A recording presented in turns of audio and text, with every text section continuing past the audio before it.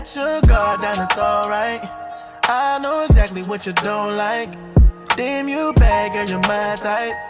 And won't you let me slide over? Know you wanna. Yeah, yeah. Hit me late and I'm getting your call. It's okay, girl, say what you want. What you want. Finding my way back to you, even when we know we're wrong. My way back to you, even when. Hi, I'm Jay Sanford. I'm Parker Pursuing. We're here with 2006 Montgomery graduate Sharif Rupert. Sharif now lives in Los Angeles, where he's an artist/engineer. So, Sharif, at what age did you start to discover your love for music?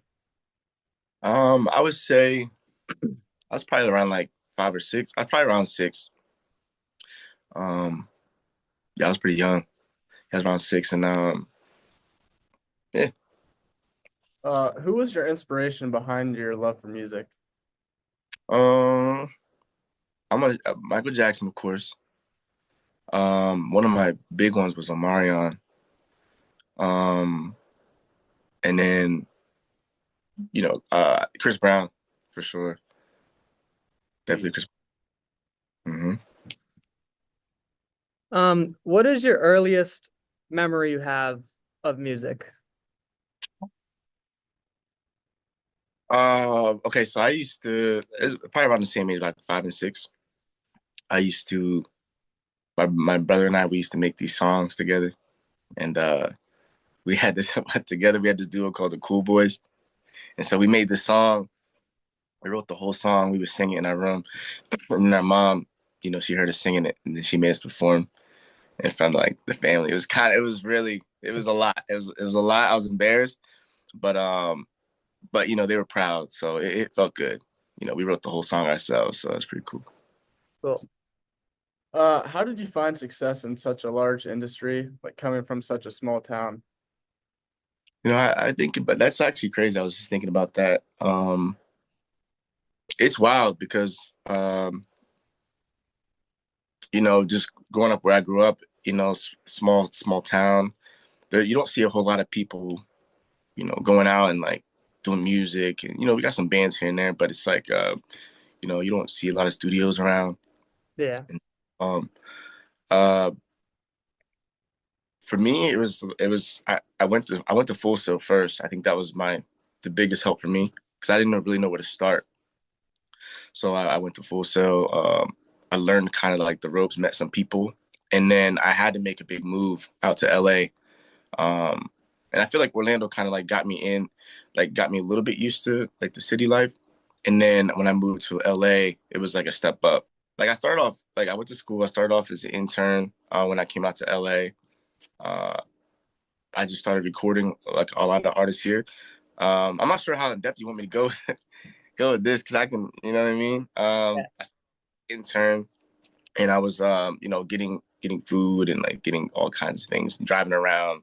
Um, and one of the artists we were working with,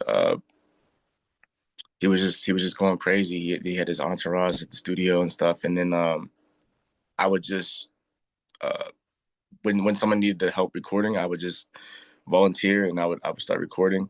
And eventually the word got out that I could record. And I never saw myself as actually like engineering. I came out here to like produce and make beats and stuff. But as I started engineering, really, really just to kind of sustain myself in LA, Mm-hmm. to really pay the bills.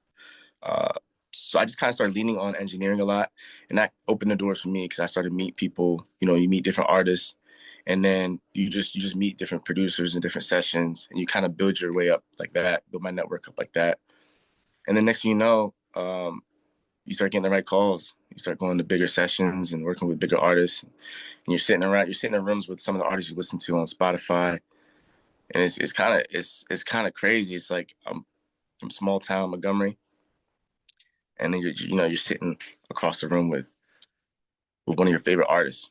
Like, Yeah. crazy. Um, was there ever a point like starting your music career that you thought like it just wasn't for you? No, it wasn't. I've never thought that before.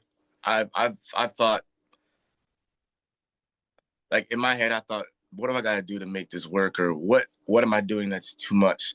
Like when I came out, I was trying to produce, I was trying to engineer, I was trying to record, I was trying to write, I was trying to mix. Like, I was trying to do so many things at once. So I had to like kind of like focus on maybe one thing or two things to Yeah. kind of, keep some space in my head for like creativity. Because I was doing a lot and I was getting burned out. Like especially during like around COVID, I was recording around 14, 16 hours a day for like 4 days straight. And I was doing that every week. And so kind of after that period, I kind of had to focus on just mostly writing and like vocal producing a little bit and mixing and not producing as much because that was just too much at the time. I mean, you could still do it, but that was just my way of like taking some pressure off and like kind of enjoying it a little bit more. It's definitely hard being in LA and paying your bills with music. It was definitely a challenge. I had to do things, at first to like make it work, but I kind of stuck with it, and I never thought it wasn't something that I wanted to do. It was just like I had to figure out a better way for me. So Cool. What kind of influenced you to take the risk to like get up and move to a bigger city instead of like such a small town? I just wanted to be right in the middle of it. I knew LA had all the studios, and actually, I got a shout out to my one of my friends. One of the biggest reasons I encourage people to go to school, um, is like especially if you're from a small town where you don't really know anybody who has connections with the studio or someone who knows somebody. Because when I went to Full Sail, I was just like, by the grace of God, I just happened to be around like two guys in my class that were like, very talented. They were way ahead of the class, and so I kind of hung out with them.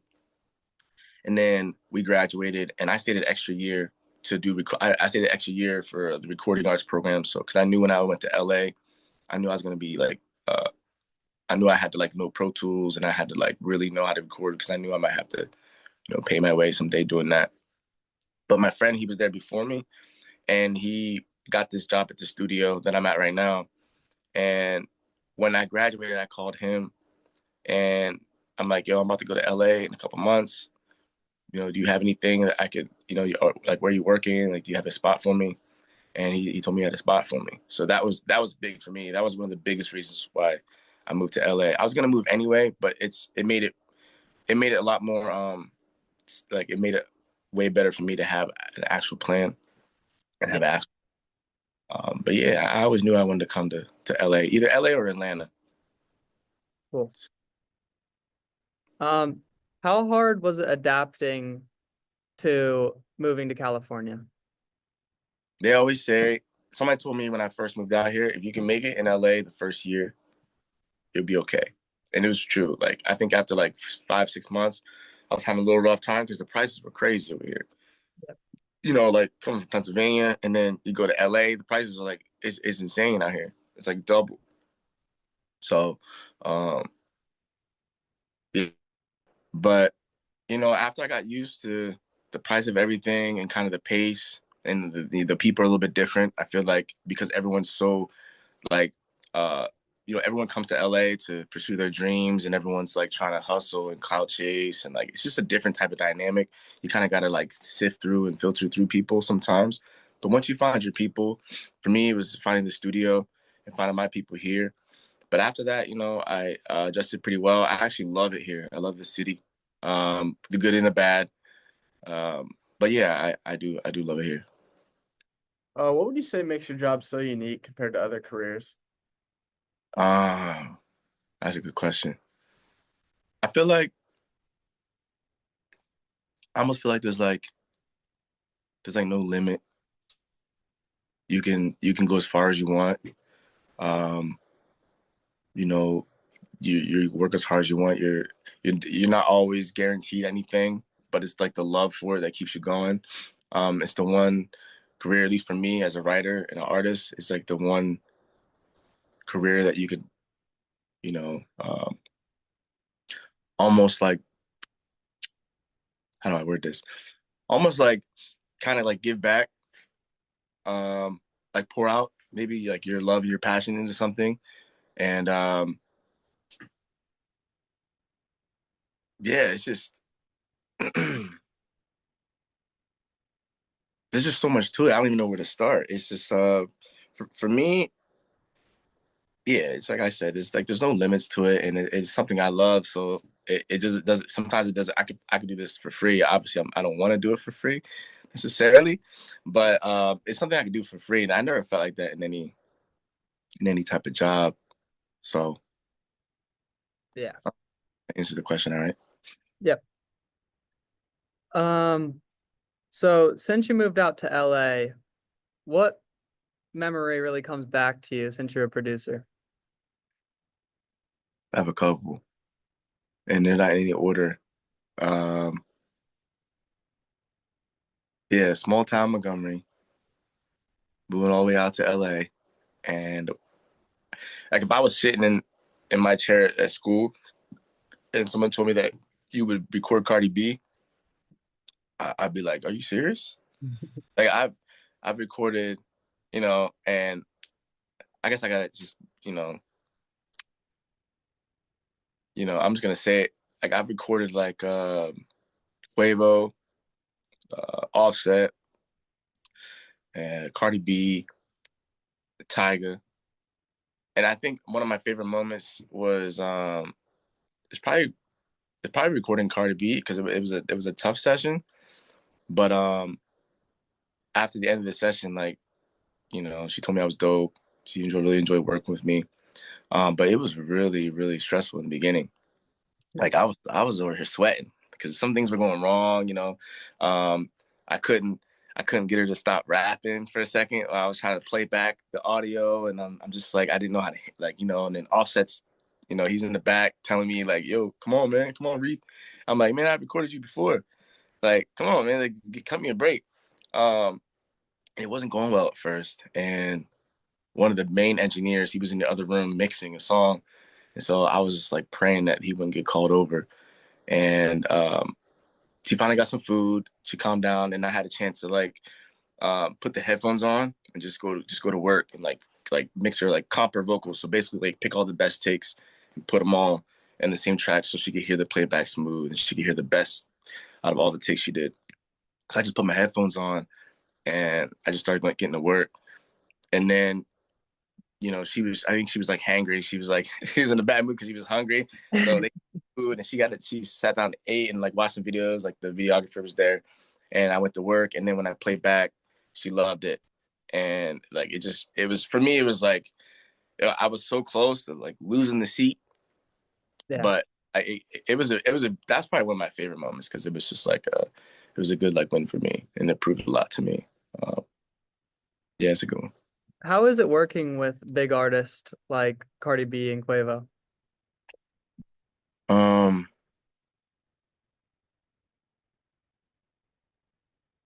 it's dope. It's really dope. Uh, and also it's kind of crazy. It's because I never thought I would go this far with engineering. Like engineering was just at first was just like I don't want to intern. I'd rather just record, and plus you get paid more. So let me just engineer. So and I was pretty good. I used to watch Baines record Young Thug all the time. That's how I learned. I just watched him record. So the fact that I'm just in there with some of these artists. Uh, I had like one time in the in the Quavo session, I just had to like sit back and like really just be like, okay, cool, like this is Quavo, this is cool, you know. It just feels good. It just feels good to kind of for your hard work to be like reciprocated, I guess. Yeah. And um, yeah, it's just dope. It's what I want. I want to be at the top with some of the top people. I want them to hit me up when they need a session, when they need an engineer, when they need help making the music. It's a good feeling. When you face challenges like what you're saying earlier, how do you like overcome those challenges or get past them, I should say? You just gotta. There's no easy way, really. Like, I've been in sessions and just been like I've just been sweating. You're in the hot seat. Something's going wrong. But the only way you're gonna learn is to just jump right in and like. You got to go through the pain a little bit, but it's always all right. It's always gonna be all right. And I always told myself, you learn, you have something go wrong. Maybe it's a software issue. Maybe something's not working right in the software, or maybe it's a wire, maybe it's someone moved the speaker wrong, and like something's, maybe a plugin don't work because you didn't get your subscription right. So now the plugin doesn't work, and you gotta like literally just find your wallet in the middle of a session. It's crazy. You never know what can go wrong. But I always told myself, once you once you learn from that mistake and you have to go through that, a lot of times it'll come back around. Like you might have this thing go wrong, that thing go wrong. Okay, I figured that out. Okay, I figured that out. And after a while, it starts looping, and you start, oh, I know how to do this. I know how to do that. And after a while, after you do it, long enough, those same things will come up, and it won't be as hard. And the only way to really learn it is to actually do it. You can study it, you can watch videos all you want, but you really have to just get in there. Cool. So your name Hi-Fi, is there a backstory behind the name, or do you just think it was cool? There's definitely a backstory, and it's a cool name. It's my I got that name when I was producing. When I first started producing, because hi-fi means high fidelity, which means the highest quality of sound. Hi-fi is also, I used to listen to the lo-fi beats, and I used to like sing on them and record on them and freestyle on them a little bit when I first started making music. And I felt like hi-fi was like the evolution of that, because just like my melodic cadences and just like how I approach music. And so it means all that in one. And I think hi-fi is like a new, for me, it's like a new type of sound. And it'll make more sense as more music comes out. But yeah, that's basically the meaning behind that. Cool. So wrapping up, um, would you like to say any last words or provide any of your socials? I do the socials at the end, but what I do want to say is I'm just, I feel like I'm just a normal guy. I just, I discovered what I wanted to do a little bit later, but I still went after it anyway. And I just want to encourage people from like where we come from, and like, people who aren't from big cities. Cause, I have friends from big cities who, his dad's cousin was Jimi Hendrix, or his dad, you know what I mean? Like Jimi Hendrix, cousin was like his dad's uncle, whatever, like something like that. People always usually have some sort of connection, I feel like. And it is what it is. But I didn't know anybody, have any connection or any direction where I was going. I didn't even know what MIDI was. I didn't even know how to make a beat. And I just went to school and I learned that. And then I came to LA. I just took risks, and, smart risks. And I just pushed forward, and I just put the hours in.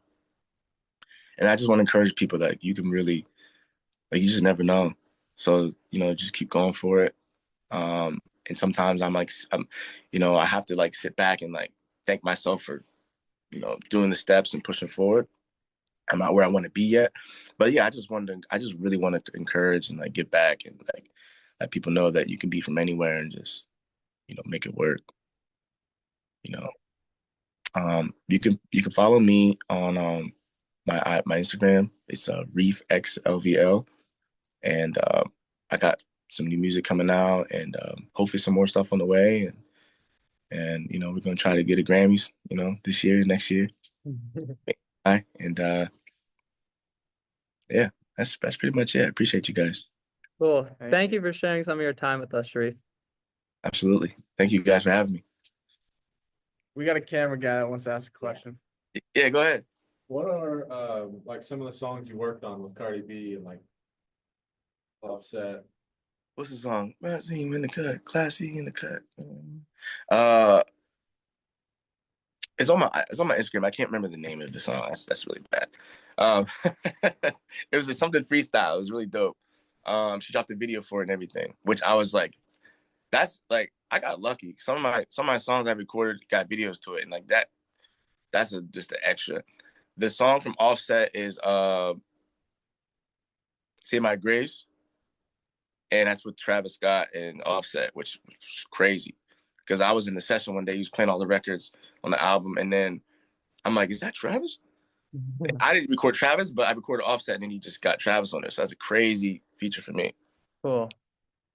What else? So I got that one. I did 11:11 with Quavo. I did Where Can I Start? I think Benny X was there in that session too. And then yeah, there's a bunch. But yeah, those are the two. I did 2 with Quavo, 2 with Offset, and 1 with Cardi B. And then I recorded with Mario, and, legendary Mario. He just dropped the album. I recorded some songs on that. So I've been crossing from like I started off like super trap, like recording all trap artists, and that was a whole that's a lot. They talk to you crazy sometimes, but then now I'm like more in the R&B right now. I'm doing the R&B thing. So Thank you. We'll be in touch. all right, I all right, need you to edit it, okay? okay, Okay. all right. You guys Thank need you anything? so much for your time. Of course. Hope I didn't talk to you guys' head off. No, it was good. Thank you. Thank you, man. All right, guys. All right. All right. See All ya. right, that's it. Yep, that's Yep. it. Should be it. All right. I'll talk to you later. Cool. Thank you. Just